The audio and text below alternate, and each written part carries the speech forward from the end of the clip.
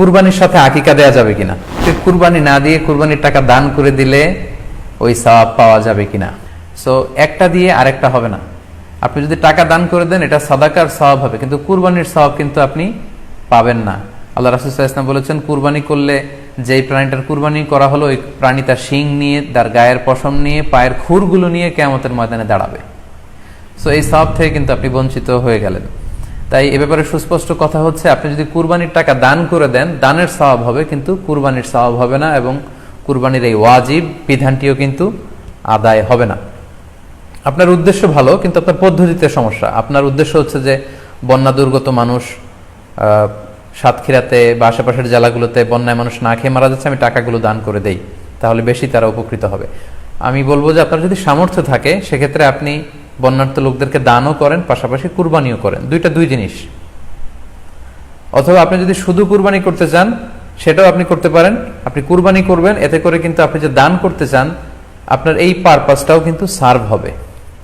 কিন্তু কুরবানির টাকা দান করে দিলে কখনো কুরবানি আদায় হবে না।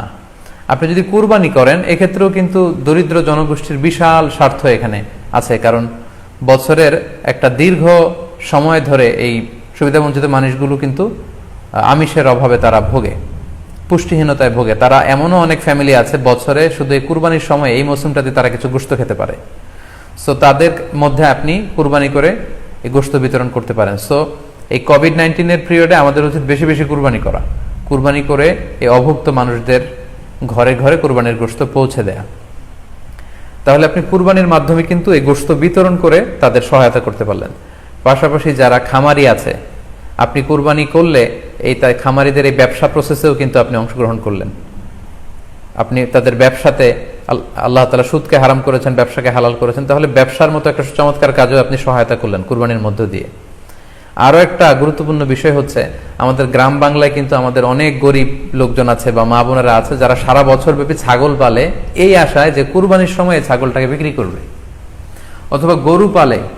গ্রামগঞ্জে অনেক পরিবার আছে যে বছর শেষে কুরবানির সময় আসলে তারা এটা ভালো দামে বিক্রি করবে এবং সেই টাকা দিয়ে সারা বছর চলবে। সো আপনি যদি কুরবানি করেন তাহলে ওই প্রান্তিক জনগোষ্ঠীকেও কিন্তু সহায়তা করা হলো। পাশাপাশি কুরবানির এই সময়গুলোতে হাজার হাজার কসাইদের একটা জীবিকার ব্যবস্থা হয়। তারা গরু জবাই করে, চামড়া খোলে, গোশত কাটে। তো এই কুরবানির দিনগুলোতে কিন্তু হাজার হাজার কসাইদের হালাল জীবিকার একটা ব্যবস্থা হয়। কসাইরা কিন্তু কোটিপতি হয় না। সো আপনি এই কুরবানির প্রসেসটাকে যদি আরো বেশি প্রমোট করেন তাহলে এই কসাইদেরও কিন্তু একটা রিজিকের ব্যবস্থা হচ্ছে। আরো ইন্টারেস্টিংলি, কুরবানির যে চামড়া, পশুর যে চামড়া, এই চামড়াগুলো কিন্তু ইয়াতিমের হক, গরিবদের হক। সো আপনি কুরবানির চামড়া বিক্রি যদি করে দেন, চামড়া চাইলে আপনি ব্যবহার করতে পারেন, অথবা বিক্রি করলে এটা কিন্তু ইয়াতিমখানাতে, মাদ্রাসাগুলোতে, অভাবী মানুষদেরকে এই দামটা কিন্তু দিয়ে দিতে হয়। ফলে কুরবানির এই চামড়া থেকে কিন্তু মাদ্রাসাগুলো বা ইয়াতিম ছাত্রছাত্রীরা উপকৃত হচ্ছে। তাহলে এখানে অনেক বিষয় জড়িত। যদিও বর্তমান সময়ে চামড়া শিল্প ধ্বংস করার একটা বিশাল পায়তারা চলছে, চামড়ার দাম পড়ে যাচ্ছে। তো আমরা যদি কুরবানি না দেই আমাদের চামড়া শিল্প হুমকির মুখে পড়বে। এবং এই যে হাজার হাজার মাদ্রাসা এবং এতিমখানা আছে যাদের একটা বড় ইনকামের বা আয়ের উৎস হচ্ছে কুরবানির সময় এই চামড়ার টাকা। সো মানে with all this discussion it seems that through sacrifice you can contribute more. আপনি যদি কুরবানি করেন এবং এটা যদি বেশি বেশি করেন তাহলে আপনি যে চাচ্ছেন অসহায় মানুষদেরকে সহায়তা করতে, এটা আরো বেশি বেশি করা হলো, বেশি বেশি করা হলো। তাদেরকে গোশত বিতরণ করে আপনি সহায়তা করলেন, খামারিদেরকে ব্যবসার ক্ষেত্রে সহযোগিতা করলেন, গ্রামের যে নারীরা ছাগল পাললো, গরু পাললো তাদের সহায়তা করলেন, কসাইদের হালাল জীবিকার জন্য সহযোগিতা করলেন, মাদ্রাসার ইয়েতিম ছাত্রদেরকে আপনি সহায়তা করলেন। সো আমি বলবো যে কখনো এই ভুল সিদ্ধান্ত নেবেন না যে কুরবানির টাকা আমি দান করে দেব না। আপনি কুরবানি করবেন, এতে আপনার কুরবানির ওয়াজিবও আদায় হবে, গরিবদেরকে সহযোগিতাও করা হবে। কুরবানির সাথে আকিকা দেয়া যাবে কিনা, সেখানে আমরা বলছিলাম যে আসলে দুটি ভিন্ন ইবাদত। কুরবানি হচ্ছে জিলহজের 10 তারিখে আমরা কুরবানি করে থাকি, আর আকিকা হচ্ছে বাচ্চা যেদিন জন্মগ্রহণ করবে, সন্তান ভূমিষ্ঠ হওয়ার 7 দিন পরে। তাহলে ভিন্ন দুইটা ইবাদত, দুই সময়ের ইবাদত।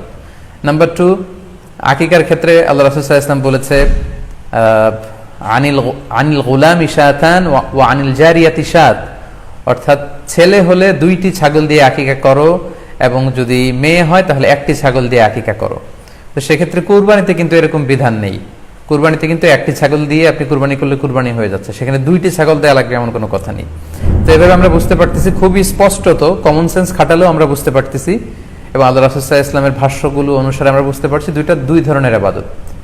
যদিও এই দুই ইবাদতে কিছুটা মিল আছে, কিন্তু দুইটা দুই সময়ের ইবাদত, দুইটা আলাদা দুটি উপলক্ষ, দুইটার আলাদা নির্ধারিত সময় রয়েছে।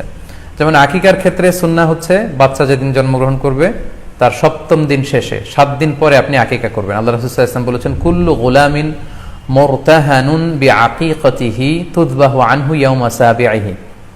প্রত্যেক সন্তানের আকিকা দিতে হয় তার 7ম দিনে, ওয়া ইউহলাকু ওয়া ইউসাম্মা, এবং 7ম দিনে মাথার চুল ফেলে দিতে হয়, তার সুন্দর একটি নাম রাখতে হয়। তাহলে আকিকার বিধান হচ্ছে সম্মানিত সুধী সন্তান জন্মগ্রহণ করার 7 দিন পরে। আমরা বুঝতে পারলাম আল্লাহ রাসূল সাল্লাল্লাহু আলাইহি ওয়াসাল্লামের ভাষ্য অনুযায়ী, কথা অনুযায়ী, কওল অনুযায়ী। এবার যদি আমরা আল্লাহ রাসূল সাল্লাল্লাহু আলাইহি ওয়াসাল্লামের আমল দেখি, ওনার ব্যক্তিগত আমল কি ছিল, সেক্ষেত্রে আমরা সহিহ ইবনে হিব্বানের একটি হাদিস উল্লেখ করব, যেটিকে ইবনে হাজার আল আসকালানী উনি ওনার ফাথুল বারিতে সহিহ হিসেবে উল্লেখ করেছেন।